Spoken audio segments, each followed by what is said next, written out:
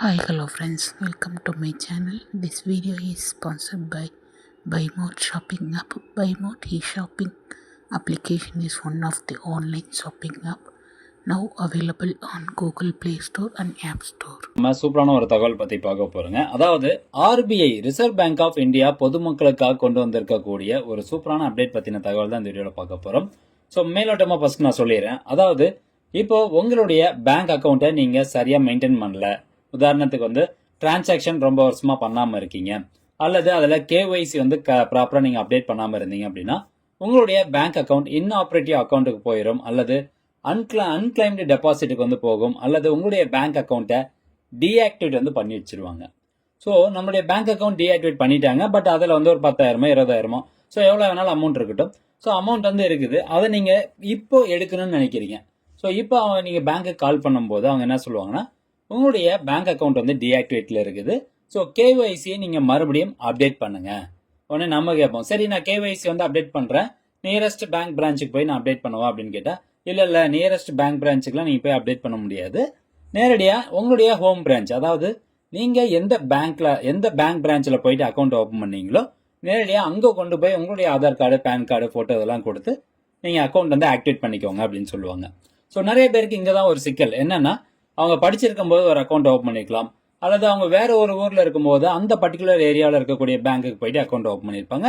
But இப்போ அவங்க வெளியூரில் வந்து இருப்பாங்க. ஸோ இந்த பேங்க் அக்கௌண்ட்டை ஆக்டிவேட் பண்ணுறதுக்காக இவங்க நேரடியாக அவங்களுடைய ஹோம் பிரான்ச் போகிறதுக்கான டைம் வந்து கிடைக்காம இருக்கும். ஸோ இதனாலே அவங்களுடைய அக்கௌண்ட்டில் இருக்க அந்த அமௌண்ட் வந்து அவங்களால வித்ட்ராவல் பண்ண முடியாமல் போயிருக்கும். ஸோ இந்த மாதிரி கேசஸ் வந்து நிறைய பேருக்கு வந்து இருக்கு.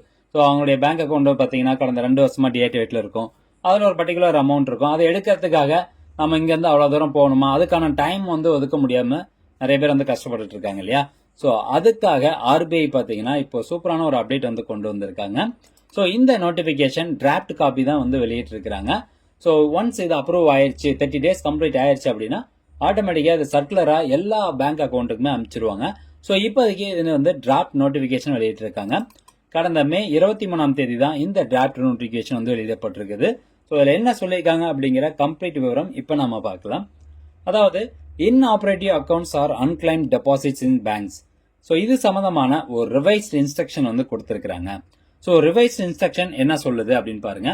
10 வருஷமாவோ அல்லது 10 வருஷத்துக்கு மேலேயோ ஒரு பர்டிகுலர் பேங்க் அக்கௌண்ட்ல எந்த ஒரு டிரான்சாக்ஷனுமே நடக்கல அப்படின்னா அது இன்ஆப்ரேட்டிவ் அக்கௌண்ட் ஸ்டேஜுக்கு போயிடும்.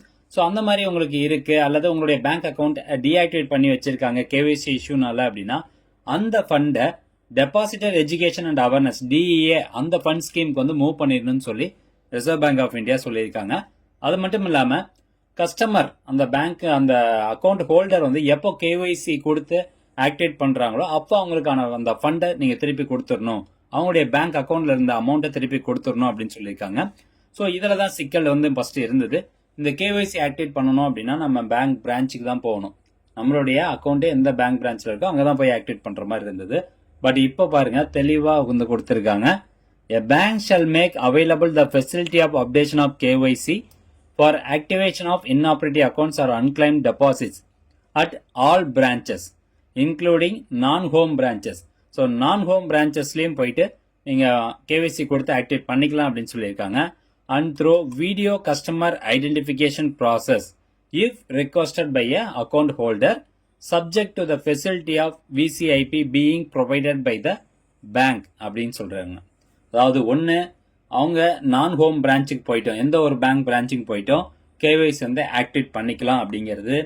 ரெண்டாவதா நீங்கள் வீட்டில் இருந்தபடியே வீடியோ கஸ்டமர் ஐடென்டிஃபிகேஷன் ப்ராசஸ் மூலமா கேஒய்சி வந்து கொடுத்து உங்களுடைய பேங்க் அக்கௌண்ட்டை ஆக்டிவேட் பண்ணிக்கலாம் அப்படின்னு சொல்றாங்க. இப்போ நிறைய பேங்க்ல வந்து பார்த்தீங்கன்னா இனிஷியலாக நம்ம அக்கௌண்ட் ஓப்பன் பண்ணுறோம் அப்படின்னா வீட்டில் இருந்தபடியே நீங்கள் வந்து அக்கௌண்ட் ஓப்பன் பண்ணிக்கலாம். ஸோ அவங்க வந்து வீடியோ கால் பண்ணுவாங்க, உங்களோட ஃபோட்டோ எடுப்பாங்க, இந்த மாதிரி டீட்டெயில்ஸ்லாம் கேட்பாங்க.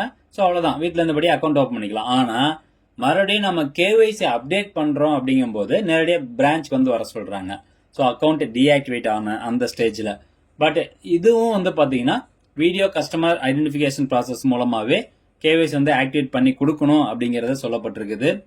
அது மட்டும் இல்லாமல் shall be authorized by the bank. Additionally, an authorized business correspondent of the bank may be utilized for activation of inoperative accounts அப்படிங்கிறது தான் இதுலேயும் சொல்லுங்க. ஸோ இந்த சர்க்குலர் இப்போதைக்கு டிராஃப்ட் நோட்டிஃபிகேஷனில் வந்து இருக்குது. ஸோ 30 டேஸ் மே 23 வந்திருக்கா, அந்த ஜூன் 23க்குள்ளார உங்களுக்கு வந்து அஃபிஷியலாக நோட்டிஃபிகேஷன் வெளியிட்டுருவாங்க. ஸோ அந்த நோட்டிஃபிகேஷன் வெளியான உடனே நீங்கள் பேங்க்குக்கு போயிட்டு தாராளமாக எந்த ஒரு நான் ஹோம் பிரான்ச்லேயும் போயிட்டு உங்களுடைய பேங்க் அக்கௌண்ட்டை நீங்கள் ஆக்டிவேட் வந்து பண்ணிக்கலாம். அது மட்டும் இல்லாமல் அதே மே 23ல் எப்படிலாம் வந்து கேஒய்சி நீங்கள் அப்டேட் பண்ணலாம் அப்படிங்கிறதுக்கான ஒரு 4 ஸ்டெப்ஸ் வந்து கொடுத்துருப்பாங்க.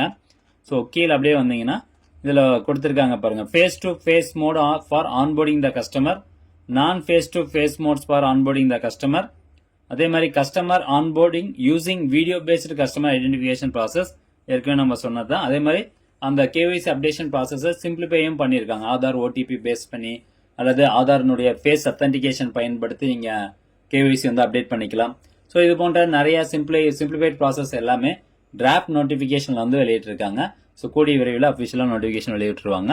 அது வெளியிட்டாங்க அப்படின்னா நம்ம சேனலில் ஒரு வீடியோ போடுறோம். ஸோ நீங்கள் வீட்டில் இருந்தபடியே உங்களுடைய பேங்க் அக்கௌண்ட்டை கேஒய்சி அப்டேட் பண்ணி ஆக்டிவேட் பண்ணிவிட்டு வீட்டில் இருந்தபடியே நீங்கள் பணத்தையும் வித்ட்ராவல் பண்ணிக்கலாம். ஸோ கண்டிப்பாக அந்த தகவல் உங்களுக்கு